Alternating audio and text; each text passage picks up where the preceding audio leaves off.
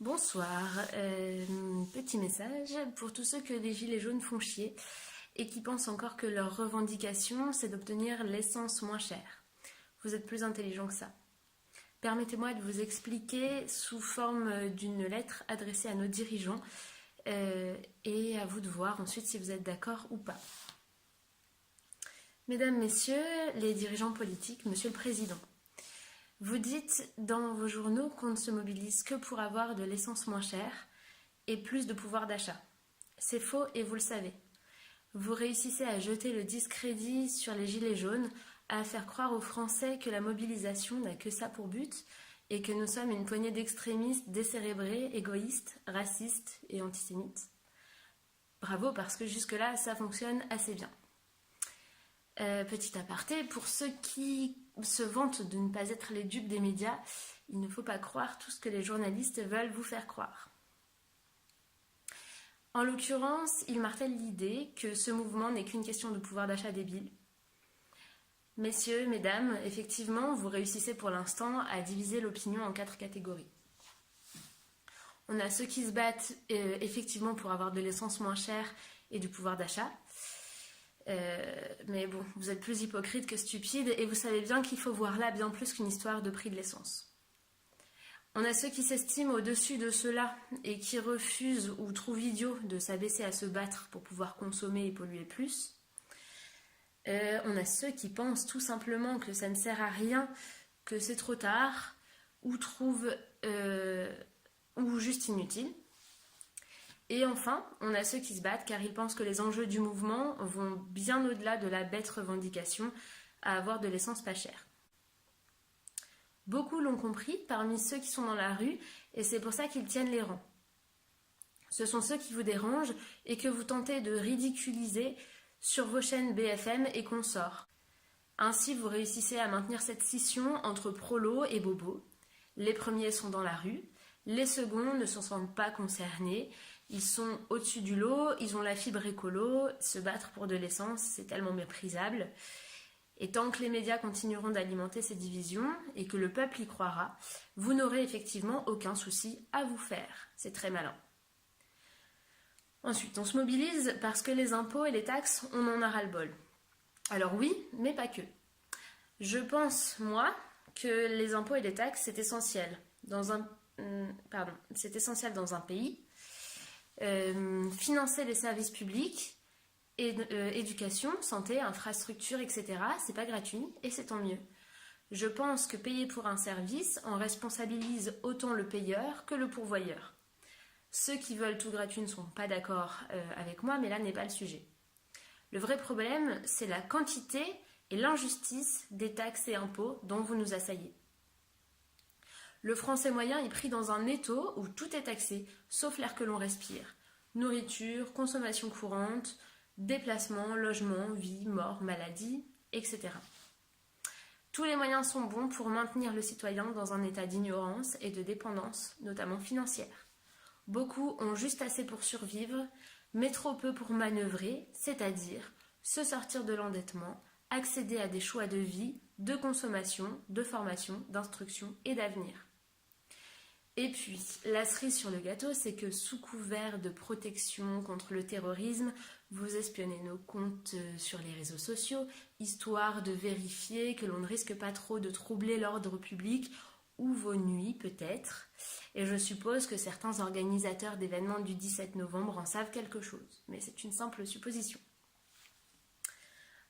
On se mobilise parce qu'on veut de vraies solutions. Vous nous imposez vos nouvelles mesures avec des arguments bien solides. C'est pour l'écologie, c'est pour votre sécurité. Ah bon? Et depuis quand fabriquer de nouvelles voitures consomme moins de ressources naturelles et d'énergie que d'utiliser nos voitures un peu datées qui existent déjà? Depuis quand ces vieilles voitures, qu'on aura dû virer pour en acheter d'autres, car vous l'avez décidé, disparaissent tout simplement dans la nature, sans être remises en circulation dans d'autres pays, ou au mieux valorisées à 100% sans produire une once de déchets? Depuis quand, lorsqu'on doit faire le choix d'acheter une nouvelle voiture, on a tous subitement les moyens d'acheter une électrique, car M. Macron a eu la générosité de nous faire cadeau d'une petite hausse du bonus écologique? à la louche 5 000 € de bonus sur une facture de 20 000 €. Dites-moi qui paye les 15 000 restants. Et puis excusez-moi, à supposer que j'ai l'argent pour m'acheter une Zoé électrique, j'habite en appartement et je la branche où ma voiture? À la boulangerie du coin? Ou alors peut-être que je devrais changer de logement aussi pour l'écologie. Faut arrêter les conneries. Depuis quand aller bosser à vélo est un choix envisageable quand on travaille à 30 km, qu'on est sans cesse en clientèle et que d'ailleurs nos routes sont inadaptées et accidentogènes? Et est-ce qu'ici les impôts ne pourraient pas servir à créer des voies cyclables correctes? Si c'est d'écologie dont il est question, on veut de vraies solutions.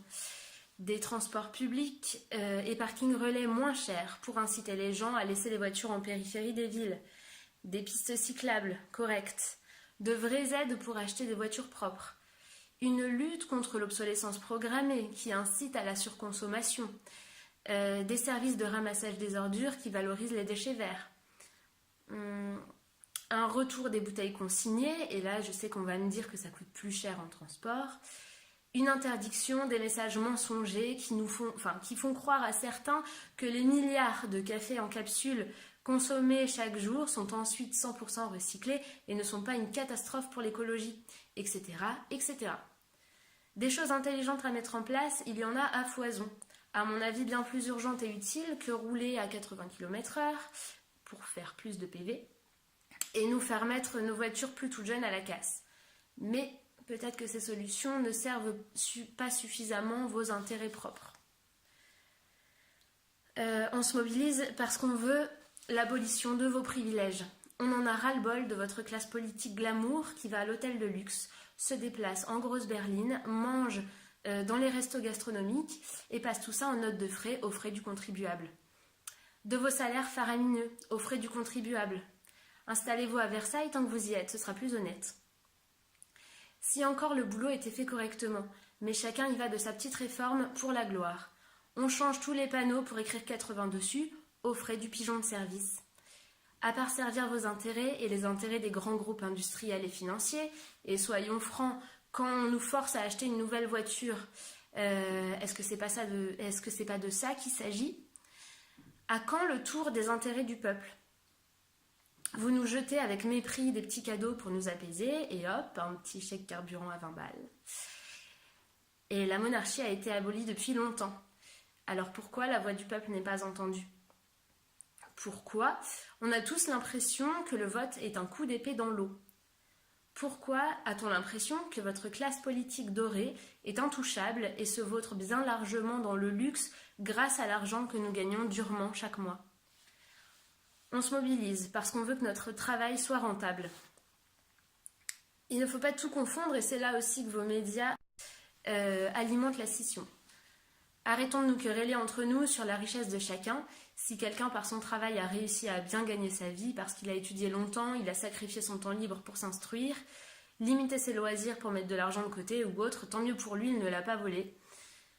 Je travaille avec des jeunes qui ont besoin de rêver et de savoir qu'en faisant des efforts, ils pourront en récolter les fruits, de savoir que leur pays leur permet d'évoluer sans cesse, de créer des entreprises, de réaliser leurs projets, de vivre de leur exploitation agricole et leur garantit qu'il va les accompagner et non les accabler de règlements et de taxes.